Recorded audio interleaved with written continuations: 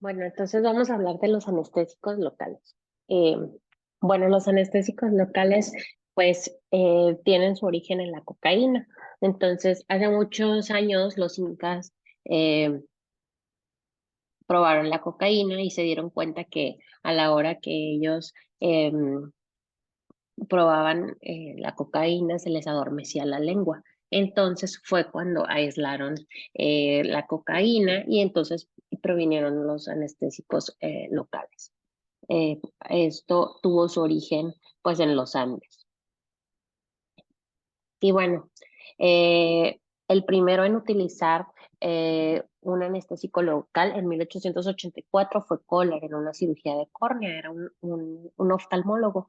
Y en la década de los 50 pues se conoció el mecanismo de acción de los anestésicos locales, el cual es bloquear los canales de sodio.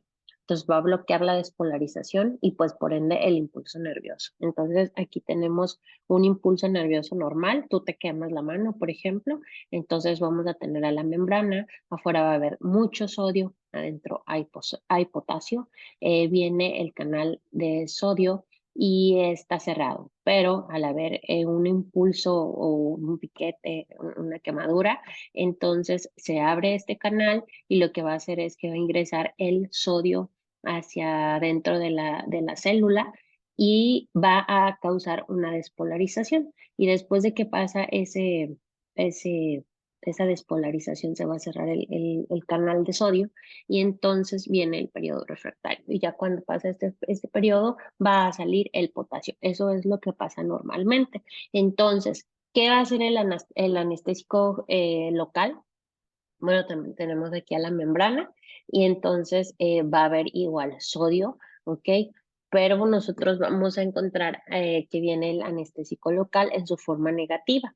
Entonces, de la forma negativa es más fácil que el anestésico local atraviese la membrana, aunque también lo pudiera hacer por medio de el canal de sodio, sin embargo, se tardaría un poquito más. Entonces, al atravesar la membrana, pues se va a añadir a los protones y esto va a hacer que se cierre el canal de sodio, ¿ok? Entonces, pues puede haber algún estímulo doloroso y como va a bloquear los canales de sodio, pues el paciente no va a sentir nada, ¿ok? Esto es lo que hace el anestésico local. Y bueno, ¿cuándo vamos a utilizar nosotros los anestésicos locales? Podemos utilizarlo pues para infiltrar, ¿ok? Como una anestesia local. O sea, una anestesia local es que tú le vas a aplicar solamente en ese sitio a donde tú le vas a hacer algún procedimiento a tu paciente. También, por ejemplo, aquí tenemos una bolita de grasa, entonces ahí seguramente le debieron de haber infiltrado, entonces solamente se va a dormir esta partecita, ¿vale? Bueno. También de manera tópica, ¿ok? Por ejemplo, en las mujeres, ¿verdad? Cuando vamos al microblading, aquí tenemos EMLA, que es al 5%. Entonces, esta, ¿verdad? Esta cremita va a tener este anestésico local, entonces te aplican el anestésico local unos 20 minutos antes de que empiece el procedimiento y de esa manera, pues, no va a haber dolor. Esta crema... Eh, pues se va a absorber, ¿ok? Entonces, no es necesario que haya alguna herida para que se pueda absorber, ¿no? Esto se absorbe así con la piel. También de manera regional y de manera regional tenemos dos partes, el peridural y el espinal. El peridural pues se va a quedar en el espacio peridural, más adelantito les enseño yo la técnica y el espinal va directamente a la dura madre. Entonces entras a la dura madre y sale el líquido cefalorraquídeo, ahí tú aplicas el anestésico local y pues esto lo vamos a utilizar por ejemplo para cirugías de trauma, para las cesáreas, para varias cosas, ¿ok? Aquí tenemos una cirugía de trauma. Aquí tenemos pues probablemente una cesárea o puede ser lo más seguro que sea una cesárea porque la incisión es acostada, ¿ok? Entonces, para regional la vamos a utilizar para una región, o sea, cierta región duermes generalmente de la cintura hacia abajo. ¿De qué otra manera también? Para los bloqueos periféricos, por ejemplo, en trauma, entonces tú quieres dormir solamente un brazo porque a lo mejor tiene una fractura del del húmero. Entonces, pues bueno, tú le puedes dormir solamente esa parte donde van a, a trabajar con el paciente. Bueno, y entonces también vamos a tener la anestesia local, ¿ok? Que esto va a hacer pérdida de de la sensibilidad de una parte del cuerpo sin perder el conocimiento. Si se recuerdan, con la anestesia general, pues iba a haber pérdida del conocimiento. Pero aquí con la anestesia local, no, solamente se va a perder una parte de la sensibilidad y también una parte motora. Vamos a ver. Son aminas terciarias, van a ser hidrofílicas y van a actuar como bases débiles. Vamos a tener fibras amielínicas y cortas, que estas van a ser las sensitivas. Entonces, pues obviamente que van a eh, ser más sensitivas que las mielínicas y largas, porque las mielínicas y largas, estas van a ser las motoras. También debemos de tomar en cuenta el pK, que el pK va a ser la tendencia molecular de una solución acuosa a disociarse dependiendo del pH del tejido. Entonces, a menor pK, mayor inicio de acción. Es por eso que en un pH ácido, el inicio de acción o el inicio va a ser más retardado, va a ser lento, por ejemplo, en un tejido que tenga alguna infección. Es por eso que inclusive eh, los dentistas, si tú tienes un absceso en la boca y te tienen que extraer la muela, bueno, primero te van a dar un antibiótico porque como ellos aplican anestesia ahí localmente, pues generalmente el paciente va a sentir si no le quitas primero la infección, ¿ok? Entonces es importante que tomen ustedes en cuenta eso. Si hay una parte que está circunscrita y tiene pus, pues mejor no le pongan ahí porque la posibilidad de que el paciente sienta y que le duela va a ser mucho. Bueno, entonces vamos a clasificar a los anestésicos locales en ésteres y amidas, ¿ok? Entonces, en los ésteres vamos a tener a la cloroprocaína, a la cocaína, a la procaína y a la tetracaína. Y las amidas va a ser bien fácil porque van a tener generalmente dos I, ¿ok? Bupivacaína, la etidocaína, la lidocaína, la mepivacaína, prilocaína y ropivacaína, ¿ok? Debemos de tener mucho cuidado porque los ésteres, por ejemplo, van a tener el PAVA, ¿ok? Que el PAVA es un precursor de estos anestésicos. Entonces, debemos de cuidar que el paciente no vaya a ser alérgico al PAVA, ácido para aminobutírico, ¿ok? Y en cuestión a las amidas, debemos de tener ojo con el metilparabeno. El metilparabeno se utiliza para conservar en buen estado estos medicamentos. Entonces, de repente ustedes pueden ver alguna botellita, sobre todo de lidocaína. La lidocaína debe de ser transparente. Si se pone ya amarillenta, es que ya se está pasando. Aunque obviamente que traen ahí las fechas de caducidad, pero entonces, si se pone amarillita, bueno, pues ya está caduca y lo que ayuda a que se conserven estos anestésicos va a ser el metilparabeno. Pero también debemos de tener cuidado con algunos pacientes que puedan ser alérgicos al metilparabeno. Y bueno, eh, los ésteres van a ser degradados por la pseudocolinesteras P y perdón, van a ser metabolizados por la pseudocolinesteras P y las amidas por vía hepática por citocromo P450. ¿Ok? Bueno, aquí tenemos la EMLA, ¿verdad? Bueno, EMLA la podemos utilizar también en los niños que va uno a canalizar o que uno va a picar, pues tú llegas y le pones en la mano unos 20 minutos antes de canalizar al niño, pues para disminuir la molestia o el dolor. También vamos a tener, la EMLA va a ser lidocaína 2.5% con prilocaína al 2.5% y va a tener su inicio de 45 a 60 minutos y te puede durar hasta 2 horas el efecto de la EMLA. ¿ok? Entonces es normal también decirle eso al paciente porque si no luego se preocupa. Y vamos a tener aquí a la lidocaína en spray, ¿ok? Esta lidocaína viene inclusive a veces con olores porque realmente pues no sabe a nada más que amarga, pero huele a cerezas.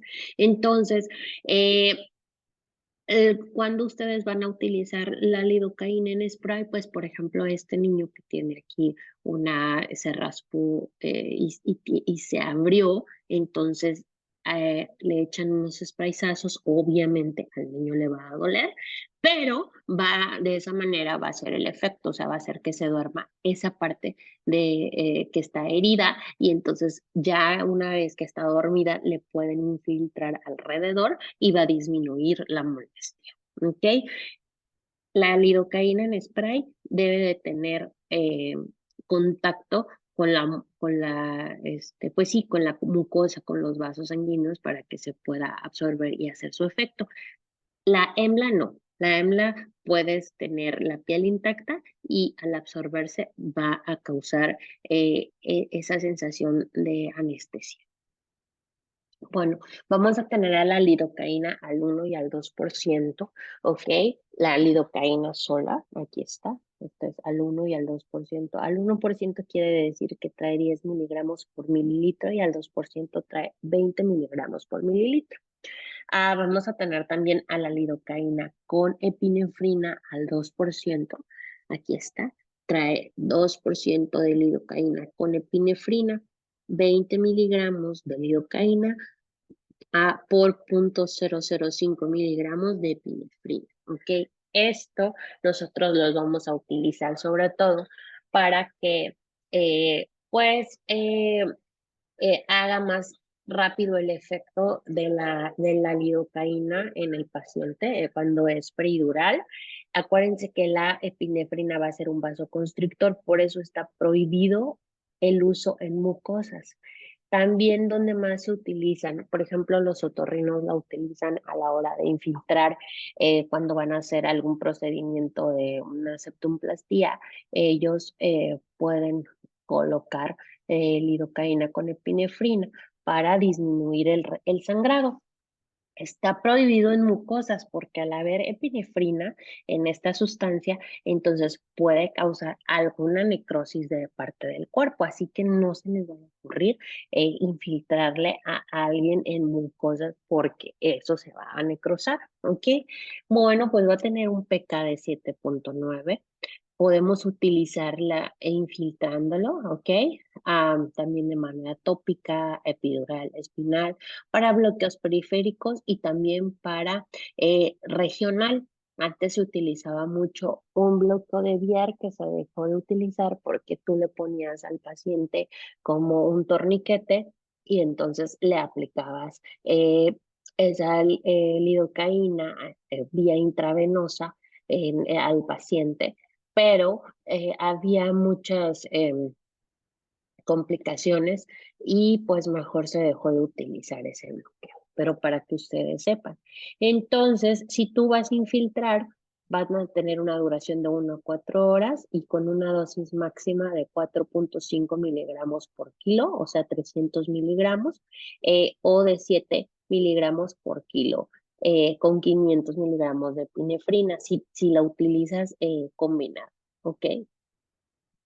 De manera tópica de 0.5 a 1 hora y la dosis máxima es hasta 300 miligramos.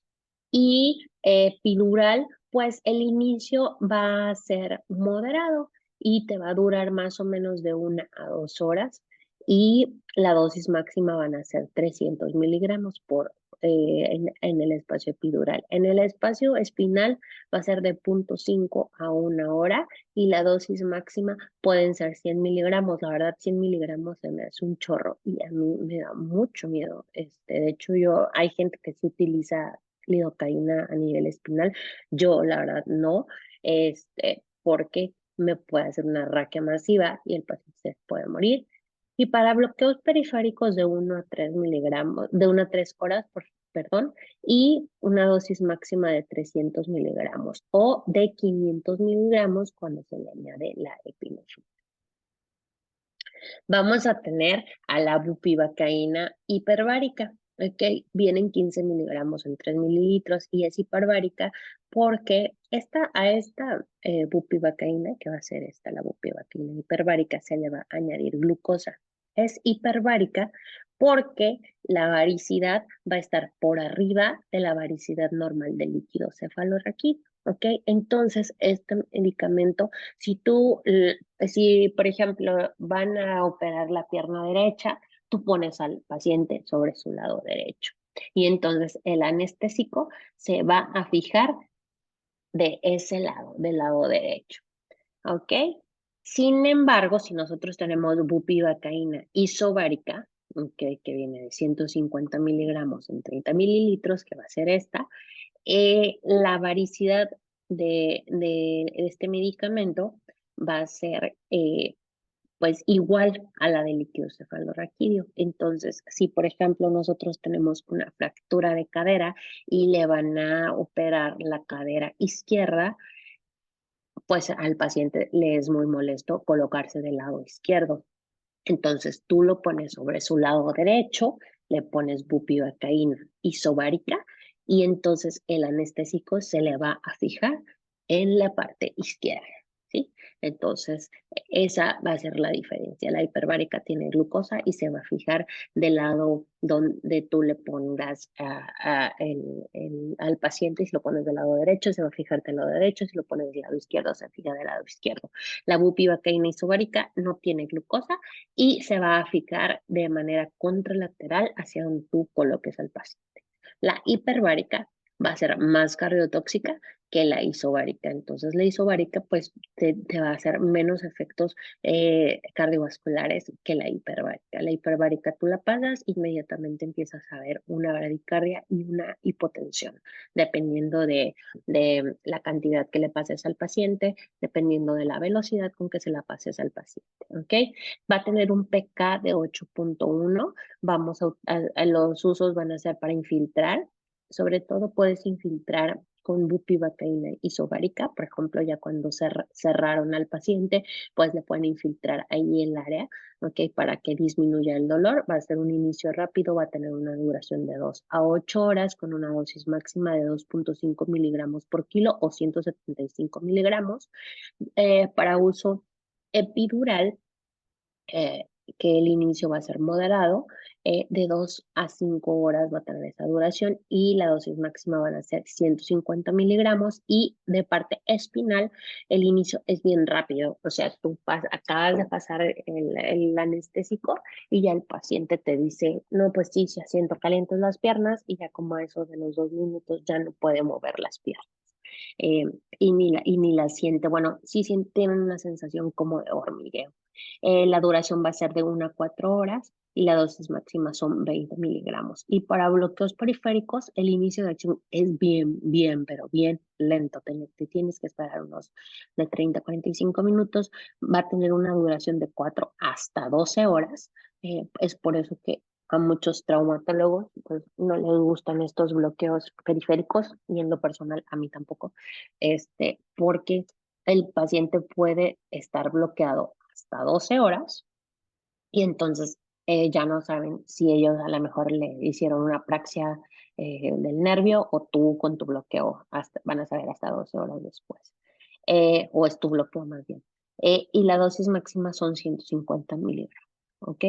Vamos a tener a la ropivacaína al 0.2% y al 0.75%.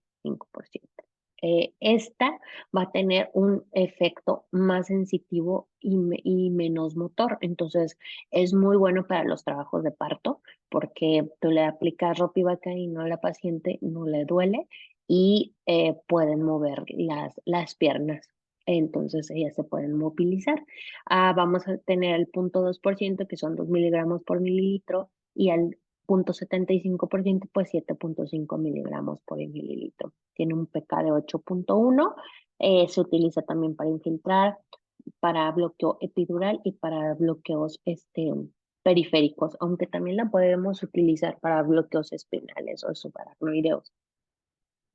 Para infiltrado va a tener un inicio rápido y una duración de 2 a 6 horas y una dosis máxima de 200 miligramos. Para el peridural, su inicio va a ser moderado, eh, la duración va a ser de 2 a 6 horas y la dosis máxima van a ser 200 miligramos. Para bloqueos periféricos, su inicio va a ser lento y ahorita vamos a ver por qué los bloqueos periféricos y los epidurales, su inicio va a ser más lento que a diferencia del subaracnoideo.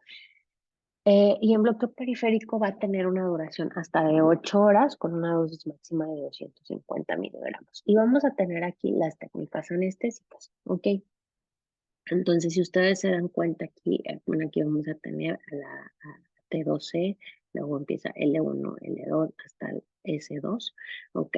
Entonces, vamos a tener el bloqueo epidural, ¿ok? Entonces, la aguja pues va a llegar hasta el espacio epidural, a diferencia del bloqueo espinal que va a atravesar la dura madre y va a llegar al espacio subaracnoideo y entonces nosotros vamos a tener retorno de líquido cefalorraquídeo. Entonces, si nos vamos eh, a esta diapositiva, si ustedes se dan cuenta, bueno, vamos más acá, ok, con bupivacaína. El epidural tiene un inicio de acción moderado, ok, más o menos te tienes que esperar unos 20 minutos. Y el espinal tiene un inicio de acción muy rápido. Y bueno, y aquí está la razón. El epidural llega pues hasta el espacio epidural, entonces ocupas más volumen para bañar todas estas fibras nerviosas y las de aquí adentro, ¿ok? Entonces, pues obviamente que te va a llevar más tiempo y más anestésico para que puedas bañar todas estas fibras y bloquear los canales de sodio y que el paciente no le duela. A diferencia que si tú le aplicas un espinal, el espinal va atraviesa la dura madre, sale aquí el líquido cefalorraquídeo y entonces de esta manera pues las fibras están aquí en corto y pues inmediatamente se empiezan a dormir y empieza a perder la sensibilidad y lo motor, ¿ok? También vamos a tener un bloqueo caudal, que esto lo vamos a poner en los niños que son muy chiquitos, eh, por la anatomía que hay en ellos, ¿ok? Recordemos que la médula espinal en los adultos va a terminar alrededor de L1 a L2, aunque te puede dar la sorpresa de que algún adulto termine más abajo, y en los lactantes hasta L3. Entonces, es por eso que a los lactantes le aplicas un bloqueo caudal. Entonces, para nosotros llegar al espacio peridural y al espacio espinal, pues tenemos que atravesar la piel, el tejido celular subcutáneo, el ligamento supraespinoso, el ligamento intraespinoso, el ligamento amarillo, que esto es muy duro, el espacio peridural. Después del ligamento amarillo llegas al espacio peridural y luego llegas a la dura madre, al espacio subdural, a la aracnoides, al espacio subaracnoideo y entonces ya aquí obtienes el líquido cefalorraquídeo. Después del espacio subaracnoideo está el líquido subaracnoideo. Líquido cefalorraquídeo, perdón. Entonces, al bloqueo peridural, que va a ser tú ocupas mayor volumen, ¿ok? Y también mayor latencia para que haga su efecto el anestésico. A diferencia del bloqueo espinal o subaracnoideo, que tú vas a ocupar un menor volumen y una menor latencia. Eh, Aquí al bloqueo peridural ocupas alrededor de unos 15 mililitros y tienes que esperarte 20 minutos para que te dé el efecto. Y en el bloqueo subaracnoideo ocupas con 3 mililitros y en 3 minutos ya el paciente siente las piernas dormidas. Y bueno, ¿dónde se va a aplicar ese bloqueo? Bueno, nosotros hacemos una línea que es más o menos a nivel de las crestas ilíacas, que se llama la línea de Tufiar, y más o menos a ese nivel de las crestas ilíacas vamos a encontrarnos a L3 y L4. Entonces, ahí es lugar muy seguro para aplicar tu bloqueo, porque pues se supone que la médula del adulto termina más o menos en el L1, ¿no? Pero también si te toca, o sea, en esto es en el caso que te toque una paciente que no está obesa, pero si te toca una paciente obesa, pues de igual manera la sientas y pues trazas igual la línea de tu FIER y entonces pues tienes que trabajar. Y le pides al paciente que se ponga de una manera bien conchita, que se haga conchita, que te saque la espalda, porque uno donde aplica la anestesia, aquí están las vértebras, entonces uno entra en este espacio, ¿ok? Con la aguja y va abriendo. Entonces, si ellas se ponen derechita, las vértebras se cierran y a la hora que tú entras con la aguja, tocas, ¿ok? Entonces, este es el espacio peridural y también aquí nosotros dejamos un catéter cuando las cirugías van a ser muy largas, por ejemplo, las de trauma que a veces duran hasta 5 o 6 horas, entonces a veces a las 2 horas el paciente ya empieza a sentir, pues le dejas el catéter. Este es un equipo de peridural, esta es una aguja TUI que tiene más o menos un grosor de 18 French, o sea, está bien, bien gruesa la aguja, este es el catéter y esta es la aguja de aire, la jeringa de aire, perdón, con la que tú vas probando, porque en cuanto uno llegue al espacio peridural, va a haber una pérdida de la resistencia. Entonces ahí todo el airecito se va y estás seguro tú que estás en el espacio epidural. ¿Ok?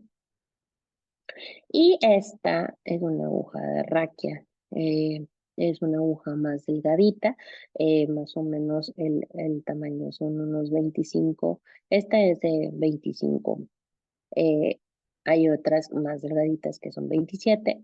Entonces, si se dan cuenta ustedes a comparación de la TUI, bueno, pues es más larga la agüita que la TUI. Y también el diámetro es más pequeño de la agüitacre que de la TUI, ¿vale? Y pues bueno, aquí yo grabé un video para que vean más o menos la técnica anestésica en esta paciente. Entonces, ahí está, o sea, bueno, primero la pones en posición y le tienes que lavar la espalda, porque acuérdate que todo lo que nosotros, eh, pues a la hora que tú picas, eh, eh, cualquier, eh, pues, célula muerta de la espalda te la vas a llevar hacia el espacio. Entonces ahí ya yo localicé el espacio eh, em, el espacio de L3 y L4 y entonces le estoy infiltrando pues para que a la hora que yo le aplique o le ponga la aguja más gruesa pues no le moleste tanto a la paciente. La, la lidocaína infiltrada arde mucho, entonces uno tiene que avisarle al paciente que arde mucho y a la hora que tú estás poniéndole lidocaína ahí en el espacio, también vas metiendo, pero antes te debes de estar seguro de que no le estás dando a ningún vaso, ¿ok? Entonces ahí ya yo voy a empezar a poner la aguja, la TUI, que es un poquito más gruesa. ¿Ok? Entonces esa se mete, se mete, se mete, se debe de meter con firmeza, pero también firme, pero con cuidadito. Entonces ahí yo estoy agarrando como unos 3 cc de aire y entonces empiezo a empujar y voy probando para que yo no vaya a ponchar la dura madre. ¿Ok? Porque si yo llego a ponchar la dura madre, le puedo yo causar una cefalea a la paciente, porque el diámetro de la TUI es muy grande y entonces va a haber una fuga de líquido cefalorraquídeo y mi paciente va a empezar con dolor de cabeza. Que eso cede más o menos como a los 7 días pues, sin tener que utilizar tratamiento, pero es muy molesto para la paciente porque no se va a poder levantar de la cama, porque al levantarse le va a doler la cabeza, puede sentir inclusive vómito, náusea, y se acuerdan que vimos que la ergotamina, cuando vimos de los derivados del ergot, bueno, tenemos la ergotamina. Ahí ya llegué, ya se me fue todo el airecito, entonces si se dan cuenta, pues es algo muy firme y ahí se supone que debería haber pasado. Esa con las grises son de número 27, son más delgaditas.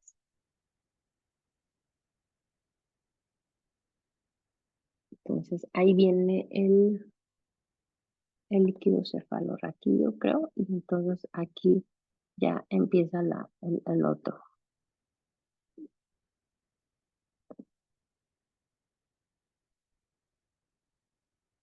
Ok, entonces aquí ya viene el líquido cefalorraquídeo.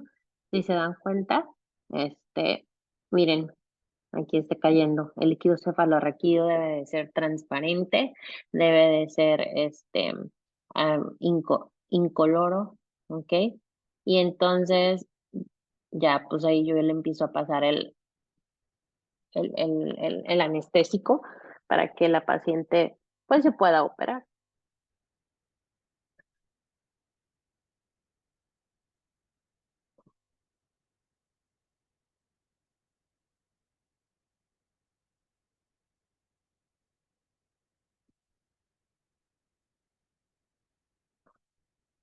Y ya una vez que pasa el anestésico, me retiro y nada más corroboro que salga otra vez líquido cefalorraquídeo para yo estar segura que no se me movió la aguja.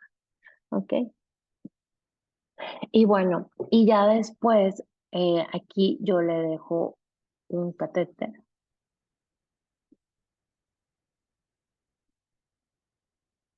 ¿Ok? Entonces el catéter debe de pasar así como mantequilla. Entonces yo meto el catéter.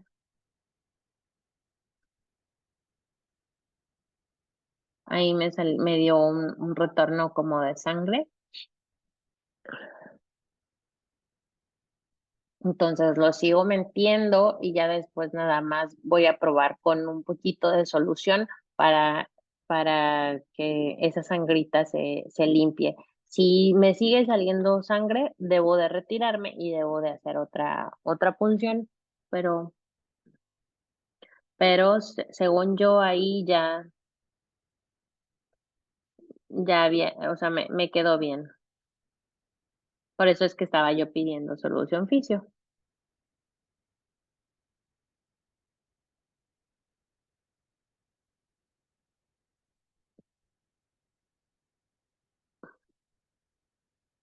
Y ya le ponen esta cosita para que para que aquí yo vuelva a embonar la aguja y si le quiero pasar más dos, ¿ok? Bueno, una de las complicaciones en estas técnicas anestésicas puede ser dolor en el sitio de punción, parecias y parestesias, ¿ok? O sea, adormecimiento, ¿ok? A cefalea, como yo les decía, y también podemos causar una parálisis. Entonces, pues la gente siempre tiene mucho miedo y dice, ay, pues es que me da miedo de que me quede paralítico. ¿Me puedo quedar paralítico? Sí, señor, sí, se puede quedar paralítico. Pues todo procedimiento conlleva un riesgo. Entonces, es verdad. Ujú. También otra de las complicaciones que puede haber puede ser toxicidad. Entonces el paciente te va a decir que siente un sabor metálico, va a empezar con dislalia, o sea, como que no puede coordinar la lengua, no te quiere decir algo. Puede haber hipotensión, después de saturan, viene la bradicardia, convulsionan y hacen paro cardiorrespiratorio. Entonces, si nosotros tenemos una toxicidad, vamos a aplicar emulsión lipídica al 20%, ¿ok? 1.5 miligramos por kilo y esto se lo vas a pasar en un minuto al paciente y entonces esto va a ayudar a que se revierta la toxicidad, ¿ok? Entonces, aquí terminamos con los anestésicos locales, ¿ok? Y entonces vámonos con los alcoholes, ¿sale?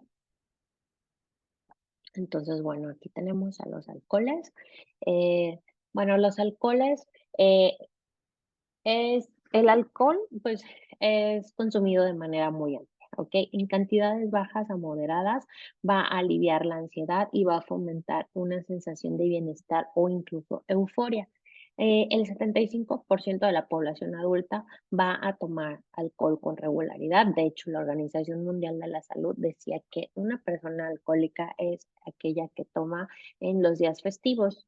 Entonces, pues, si tomamos en base, la definición de alcoholismo como la Organización Mundial de la Salud la dice, pues, hay mucha gente que es alcohólica, ¿verdad? Porque solamente no toman los días festivos, sino que mucha gente toma todos los fines de semana. Entre el 8 y 10% de la población en general en Estados Unidos va a tener un trastorno por consumo de alcohol. Recuerden que lamentablemente México no tiene unas buenas estadísticas, ni México ni Latinoamérica, entonces, pues nos guiamos más por las estadísticas de Estados Unidos. Va a ser la causante de 600,000 visitas a la unidad de emergencias, 85,000 muertes anuales en Estados Unidos se van a deber al consumo de alcohol y decenas de miles de niños van a nacer cada año con defectos morfológicos y funcionales resultantes de la exposición prenatal al etanol o al alcohol, ¿ok? Entonces, bueno, vamos a tener que, para que se, tenemos al etanol, que va a ser una pequeña molécula soluble en agua, que va a tener una absorción rápida a nivel gastrointestinal. Y bueno, en ayunas, las concentraciones máximas de alcohol en sangre se le van a alcanzar a los 30 minutos. Entonces, si tú comes, vas a retrasar esa absorción y entonces se va a desacelerar el vaciado gástrico. El volumen de distribución del etanol se va a aproximar al del agua corporal total, que va a ser de 0,5 0,7 litros por kilo. Las mujeres van a tener una concentración máxima más alta que los hombres. Esto se va a deber al contenido de agua corporal total más bajo que tenemos las mujeres. En el sistema nervioso central, la concentración de etanol va a aumentar de manera rápida, ya que el cerebro recibe una gran proporción de flujo sanguíneo total y el etanol va a cruzar con facilidad las membranas biológicas. Más del 90% del alcohol eh, consumido se va a oxidar en el hígado y gran parte del resto se va a excretar a través de los pulmones en la orina. El nivel de alcohol para conducir bajo influencia se establece en 80 miligramos sobre decilitro, o sea, de 0,08%. El adulto típico puede metabolizar de 7 a 10 gramos, o sea, de 150 a 220 milimoles de alcohol por hora. Y un adulto típico siempre lo vamos a tomar en base a 70 kilos. El equivalente de aproximadamente un trago o de 10 onzas o 300 mililitros de cerveza y 3,5 onzas o 105 mililitros de una, pues me imagino de copa de vino, ¿no? Y bueno, entonces aquí tenemos al etanol, entonces va a venir el alcohol deshidrogenasa, ¿ok? Y va a tomar al etanol y entonces lo va a degradar, se va a hacer el acetilaldehído y luego el aldehído deshidrogenasa y ya vamos a tener el alcohol como una molécula activa. Y también vamos a tener otra vía que va a ser la vía oxidativa. Entonces, el fomepisol, que van a ser medicamentos que se van a utilizar para estos pacientes que tienen alcoholismo, va a bloquear el alcohol deshidrogenasa, entonces pues, ya no va, se va a poder metabolizar y el disulfiram pues va a bloquear al aldehído deshidrogenasa. Las concentraciones en alcohol en sangre, vamos a ver que de 50 a 100 miligramos sobre decilitro va a causar una sedación, va a tener una alta subjetividad y tiempos de reacción más lentos. Ya cuando tienen de 100 a 200 miligramos sobre decilitro van a tener dificultad de la función motora, dificultad para hablar y ataxia, o sea, el típico borrachito, ¿verdad? Que se anda cayendo. De 200 a 300 miligramos sobre decilitro de alcohol en sangre, el paciente va a empezar con emesis y también con estupor. Y de 300 a 400 miligramos sobre decilitros puede haber coma y más de 400 miligramos puede haber una depresión respiratoria y entonces pues esto nos va a llevar a la muerte en los pacientes. Farmacodinámica del consumo agudo del etanol. Bueno, a nivel del sistema nervioso central, va a causar sedación, va a causar alivio de ansiedad y en concentraciones más altas dificultad para hablar, o sea, los típicos borrachitos, ataxia, problemas de juicio y comportamiento y desinhibición. Ya cuando están desinhibidos, pues están intoxicados, ¿no? Eh, Va a afectar el gran número de proteínas de la membrana que van a participar en las vías de la señalización, incluidos los receptores de neurotransmisores para aminas, aminoácidos, opioides, neuropeptídicos, enzimas como el sodio potasio ATPasa, adenisciclasa, fosfolipasa C específica, fosfoinositol y un transportador de nucleósidos y canales iónicos como glutamato y también el GABA. Los apagones, que va a ser la inhibición de la actividad del receptor de NMDA, N-metil de aspartato, va a inhibir la capacidad del glutamato para abrir el canal de cationes asociados al subtipo de N-metil de aspartato. ¿Ok?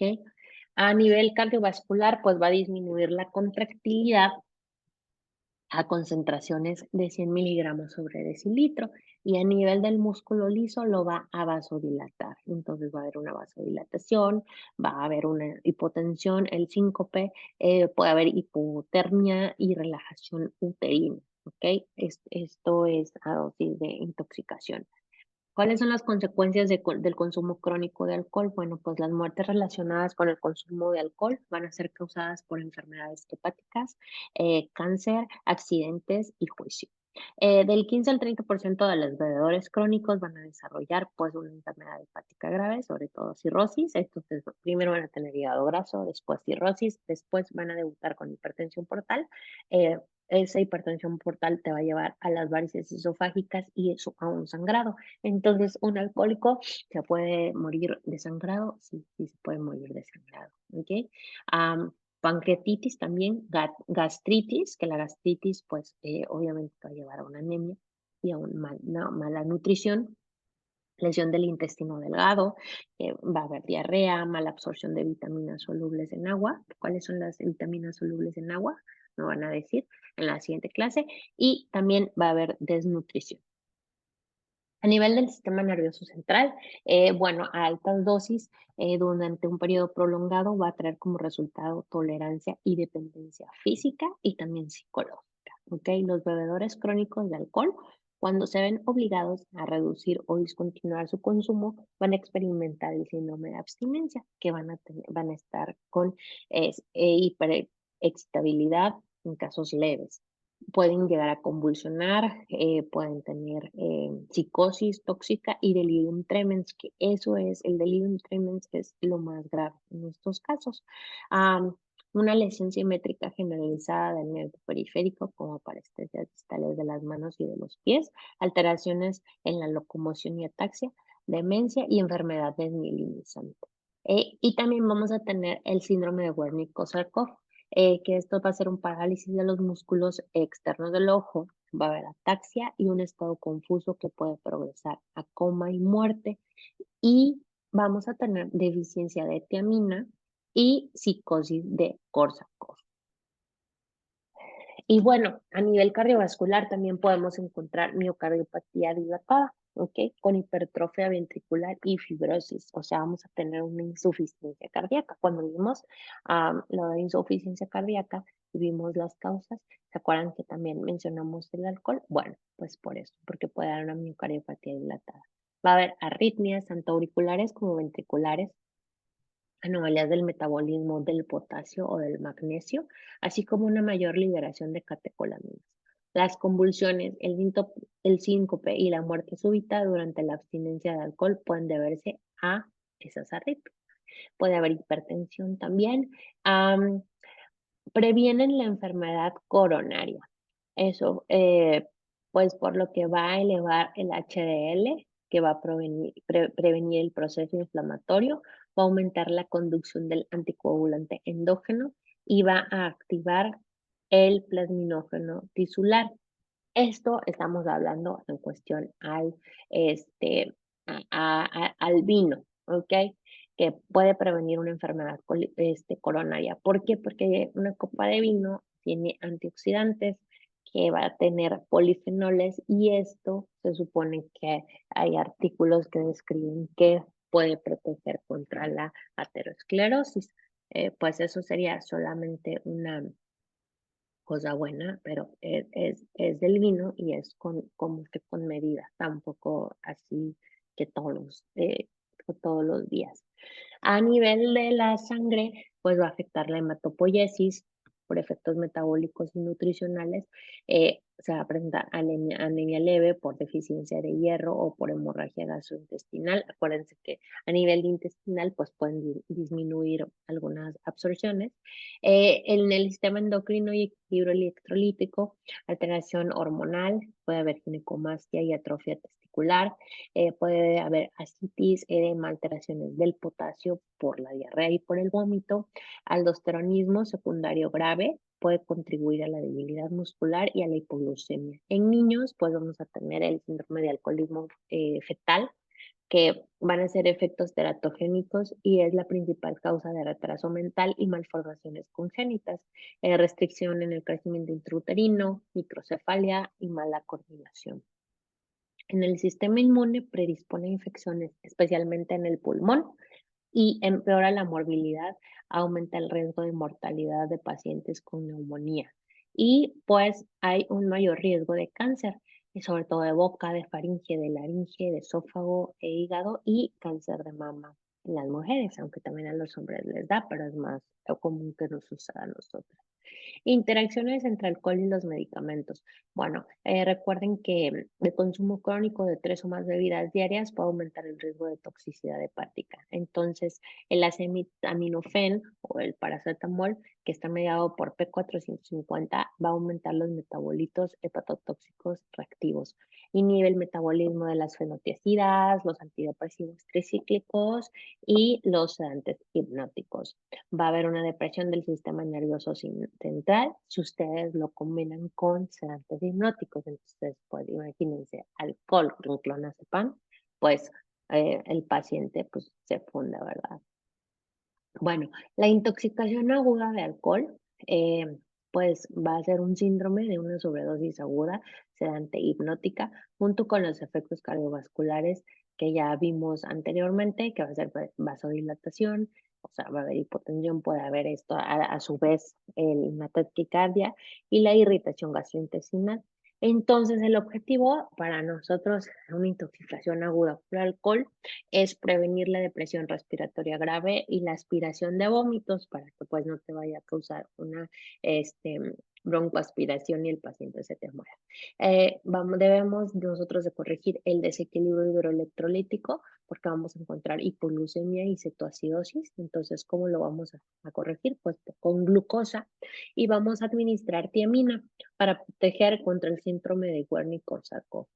El vómito abundante, debemos de tomar unos electrolitos séricos para ver cómo está el potasio y pues de esa manera corregirlo. Entonces, aquí tenemos que esto sería pues alguna de las preguntas del examen que les haría yo, que les ponga un caso clínico de un paciente que viene pues con una intoxicación alcohólica, porque tengo una amiga que me dice que ya unos meses vio a una muchachita de 14 años intoxicada por alcohol y dice, o sea, hizo todas las complicaciones que habidas y por haber, hipotermia, primero fiebre, luego hipotermia, convulsionó, entonces ¿de qué les puede pasar? Pues sí, sí les puede pasar. Entonces, mejor que ustedes sepan cómo tratar a ese paciente, ¿ok? Vamos a reponer tiamina, si se acuerdan, ¿ok? Entonces, vamos a tener a la Benerma, que es la tiamina, que la podemos tener en vía oral o también en vía intravenosa. Entonces, viene de 100 miligramos por mililitro, ¿ok? Serían 50 miligramos por día intramuscular cuando la absorción esté afectada. Pues sí, es un paciente que ya está desnutrido, pues es obvio que la absorción va a estar afectada, entonces se la pones de manera intramuscular. Para el síndrome de Wernicke-Korsakoff, 100 miligramos ID por día, seguidos a 50 a 100 miligramos ID hasta que el paciente consuma una dieta regular y equilibrada. Si es una urgencia, pues le pones 100 miligramos por día, 200 o hasta 1000 miligramos, según se consideren las primeras 12 horas o por 3 días, ¿ok? Y después ya le das 100 miligramos por día vía oral.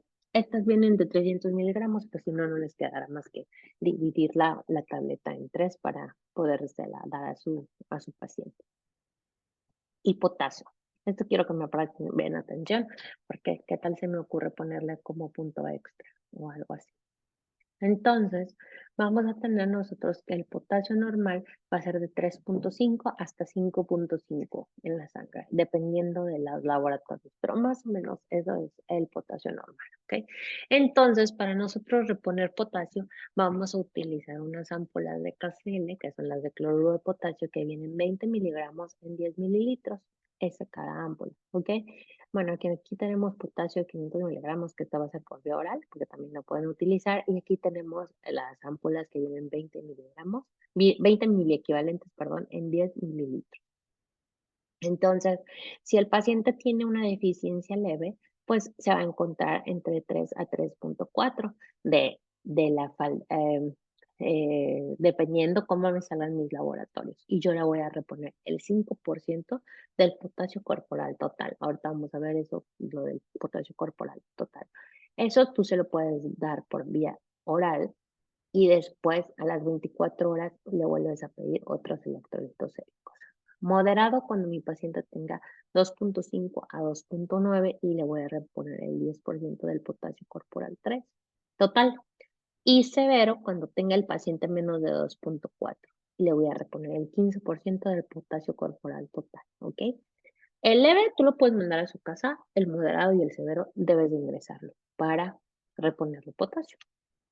Entonces, primero vamos a sacar las necesidades basales, que las necesidades basales de cada persona va a ser 1 miliequivalente por kilo. Y le vas a sumar el porcentaje del déficit de potasio corporal total. Y para que tú saques el déficit del potasio corporal total de una persona, vas a multiplicar 50, que van a ser 50 miliequivalentes, que 50 es una constante, ¿ok? Por el peso del paciente. Entonces, por ejemplo, bueno, debemos de tomar en cuenta que por vía periférica puedes tú pasarle al paciente hasta 40 miliequivalentes por litro, no más, ¿ok? Y mayor que eso, tú le puedes pasar ya por catéter venoso central. Inclusive le puede, y aguanta una solución hasta 60 miliequivalentes, ¿ok? Esto es importante que lo tomen en cuenta porque el potasio, así como las aminas, que ya habíamos hablado de ellas, eh, van a ser muy irritativas. Entonces le podemos provocar al paciente una flebitis, ¿ok? Y la velocidad máxima que un paciente va a aguantar van a ser 10.000 equivalentes por hora por vía periférica, ¿ok? Entonces, por ejemplo, tengo aquí una paciente que pesa 65 kilos y que tiene un potasio de 2.8. Entonces, 2.8 de potasio, pues usted venimos aquí y entonces está en una deficiencia moderada. Entonces le debo de reponer el 10%. Entonces sus basales van a ser 65 por 1, pues 65 miliequivalentes. Y el déficit, pues va a ser el 10% de 65, porque quedamos que era el peso por 50. Entonces, si ustedes multiplican 65 por 50, da 3.250. Entonces, el déficit el 10% de 3.250 son 325. Entonces, 325, que es el déficit de potasio corporal total, más 265, que es su bozal, te va a dar una cantidad de 390. Esos 390 miliequivalentes yo le debo de reponer a mi paciente en 24 horas. Entonces los vas a dividir en 24 horas y tú le tienes que pasar 16.25 miliequivalentes por hora. Pero dijimos que por vía periférica, bueno, solo va a aguantar hasta 40 mil equivalentes, perdón, va a aguantar solamente hasta 10.000 equivalentes por hora por vía periférica, para que no le vayas a hacer tú una flebitis al paciente. Entonces, lo que vamos a hacer aquí con este paciente, para no ponerle un central, pues es ponerle dos vías. Entonces, le pones en un brazo, en el derecho le pones 8 punto, 12, y en el otro brazo le pones esos 8.12 también, para que pues entre los dos hagas los 16.25 por hora, ¿ok? Para que no le vayas a hacer una flebitis. Entonces, tú vas a diluir una ámpula de potasio, porque acuérdense que dijimos aquí que pueden ser, bueno, hasta 40 miliequivalentes por litro, pero si tú diluyes una ámpula de potasio, te va a quedar a 0.02 por miliequivalentes por mililitro, ¿ok? Entonces, eh, divides, am, bueno, los 16.25 las vas a dividir en dos. Entonces, 16.25, si quieren, vayan utilizando su calculadora para que no se vayan a enredar. 16.25 entre 2 te da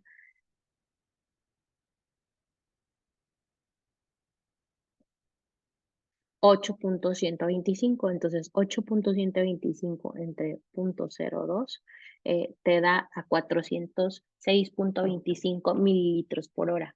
Eso es lo que tú le vas a pasar a tu paciente. 406.25 mililitros por hora en cada brazo, ¿ok? Inclusive, si se lo quieres dejar a 40, porque hasta 40 mil equivalentes aguanta el potasio, entonces sería 40 entre 1000, pues queda 0.4. Entonces, 16.25 entre 2 entre 0.04, le puedes pasar hasta, si tú le pones dos ámpulas, que serían 40 mil equivalentes, le pasas la mitad de los 406, que serían 203.125 mililitros por hora, que eso es lo que pudiéramos hacer. Pero bueno, aquí ya se las puse 406 para que no se me enreden más. ¿Ok? Y eso es lo que le van a pasar en cada brazo. Entonces la indicación quedaría así: una ámpula de KCL aforada en 1000. Ok, aforada es que el ámpula de KCL, o sea, vienen 20 mil equivalentes en 10 mililitros, entonces a estos 1000 le voy a quitar 10 mililitros de solución fisiológica para ponerle estos 10 mil equivalentes y que de esa manera me quede la concentración a 0.02. Entonces voy a pasar 406.25 mililitros por hora en cada brazo, ¿ok? En cada extremidad. Así es como va a quedar la indicación, ¿sale? Y así tienen alguna duda de cómo hacer la difusión y eso, pues ya después me dicen, ¿ok? Pero esto es para reponer el potasio. Y también dijimos que van a estar hipoglucémicos. Entonces, para la hipoglucemia, yo le voy a aplicar a mi paciente 25 gramos de glucosa. Esta solución tenemos dextrosa al 50%. Y si ustedes se dan cuenta, bueno, va a tener 50 gramos de glucosa en 100 mililitros, pero este frasco es de 50 mililitros, entonces aquí dice 25 gramos de glucosa anhidra en agua inyectable de 50 mililitros. Entonces tú le puedes poner esta solución que son los 25 gramos, y entonces de esa manera tu paciente, vas a poder ayudar a tu paciente, ¿ok? Bueno. ¿Cómo yo voy a manejar el síndrome de abstinencia de alcohol? El objetivo es prevenir las convulsiones, el delirio y las arritmias y el equilibrio hidroelectrolítico. Entonces, más o menos del 1 hasta los 90 días que mi paciente, después de que suspenda el alcohol, mi paciente va a presentar ansiedad, insomnio, temblor, palpitaciones, náusea y anorexia. Ok, va a ser más marcado los primeros 4 días, ¿ok? Y empiezan a disminuir considerablemente alrededor de los 8 días, ¿ok? Pero esto se puede llevar hasta los 30, 90 días. Los primeros 4 días, ¿ok? Es cuando yo tengo que tener cuidado porque mi paciente me puede presentar convulsiones por abstinencia, ¿ok? Y como de las primeras 12 horas que mi paciente lleve hasta los 4 días, mi paciente puede alucinar, ¿ok? Y del segundo día hasta los 10 días, siendo más notorio al día 3 y medio y a los 8 días, el delirium tremens, ¿ok? El delirium tremens va a ser taquicardia, hipertensión, fiebre baja, temblor, diaforesis, delirio y excitación. Entonces, estos van a ser los síntomas donde yo más debo de prestar atención para mi paciente, ¿ok? Y entonces el tratamiento, pues vamos a sustituir el alcohol por un sedante hipnótico de acción prolongada y luego vamos a reducirla de manera gradual a la dosis de fármaco de acción prolongada, ¿ok? Vamos a utilizar pues las benzodiazepinas de acción prolongada como el diazepam. La ampoula viene en 10 miligramos en 2 mililitros, entonces le puedo aplicar 0.02 a 0.3 miligramos por kilo en dado caso de que convulsione o de 5 a 10 miligramos por día, en dosis divididas cada 12 a 24 horas, con un máximo de 20 miligramos. Hay tabletas de 10 miligramos y también gotas que vienen 5 miligramos en 2 mililitros, entonces de 4. Pacientes que sean alcohólicos y que tengan enfermedad hepática, pues mejor le doy lorazepam, una tableta de 1 miligramo, eh, eh, Este, y la dosis sería de 2 a 4 miligramos por día, cada 8 a 12 horas. Y también le voy a dar tiamina, ¿ok? 100 miligramos por día, vía oral. Y bueno, entonces tenemos el analtrexona, que este va a ser un antagonista opioide de acción relativamente prolongada, que va a bloquear los receptores mu opioides, va a tener una interacción con el disulfiram, que lleva a la hepatotoxicidad, y son 500 miligramos por día oral por 3 meses. También vamos a tener el ancaprosato, que va a ser una pobre compresión de los efectos de los antagonistas del receptor NMDA y del agonista GABA alfa. El acamprosato se va a administrar de 1 a 2 tabletas de 333 miligramos con recubrimiento entérico 3 veces al día. No se absorbe bien y la comida va a reducir aún más su absorción, entonces se la voy a dar en ayuno al paciente. Y tenemos el disulfiram, que va a inhibir al aldehído deshidrogenasa.